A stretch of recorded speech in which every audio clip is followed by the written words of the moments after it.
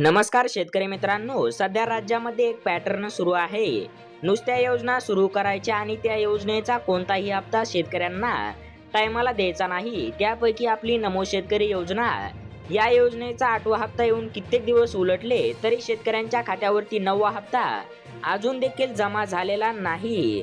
शेतकऱ्यांच्या बँक खात्यामध्ये अजून देखील 2000 रुपये जमा झालेले नाहीत. केंद्र सरकारने पीएम किसान योजनेचा जून महिन्यातच त्यांचे पैसे टाकले, परंतु अजून नमो शेतकरी या योजनेचा हप्ता जमा झालेला नाही. मग महाराष्ट्र सरकारकडे पैसे नाहीत का? सोशल मीडियावर आणि राजकीय वर्तुळात चर्चा आहे की मुख्यमंत्र्यांच्या कर्जमाफी योजना आणि इतर लोकप्रिय योजनांवर एवढा खर्च झालाय की नमो शेतकरी योजनेसाठी सरकारकडे पैसेच उरलेले नाहीत. या वास्तवाचा आज आपण पंचनामा करणार आहोत. व्हिडिओ शेवटपर्यंत पहा आणि जास्तीत जास्त शेतकरी बांधवांपर्यंत शेअर करा. शेतकरी मित्रांनो, आधी परिस्थिती समजून घ्या. सध्या पावसाळा सुरू झाला आहे. शेतकऱ्यांची पेरणी कामे झाली आहेत.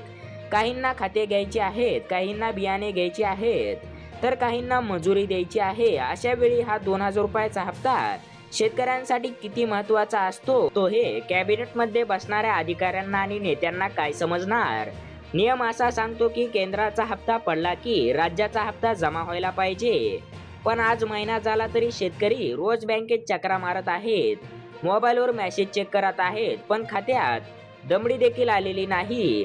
का हा उशीर केला जातोय? तर शेतकरी मित्रांनो, गेल्या काही महिन्यात सरकारने इतक्या घोषणा केल्या की राज्याच्या तिजोरीवर अभूतपूर्व ताण पडला आहे. कर्जमाफी देणे गरजेचेच होतेच, पण त्याचे नियोजन पूर्णपणे कोलमडले. कर्जमाफीसाठी आणि जुन्या बँकांची देणी भागवण्यासाठी हजारो कोटी रुपये वर्ग करण्यात आले.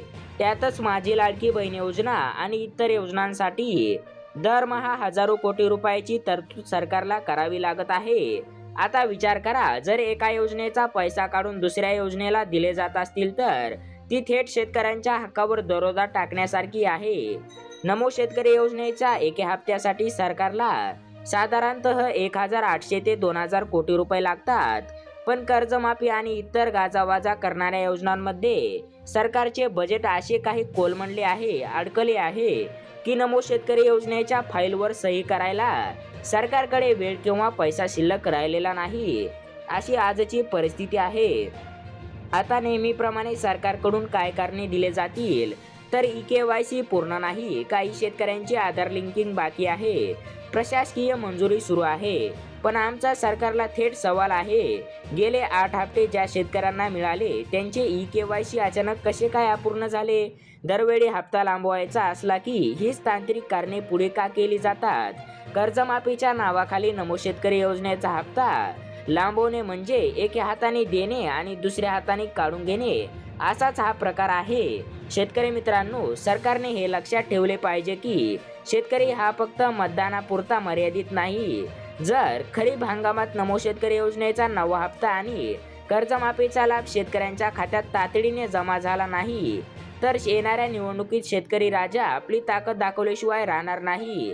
आम्ही या व्हिडिओच्या माध्यमातून सरकारला विनंती आणि इशारा देतो की इतर योजनांचे मार्केटिंग थांबवा आणि आधी शेतकऱ्यांचा हक्काचा 9वा हप्ता त्यांच्या खात्यात जमा करा व शेतकऱ्यांची संपूर्ण कर्जमाफी करा.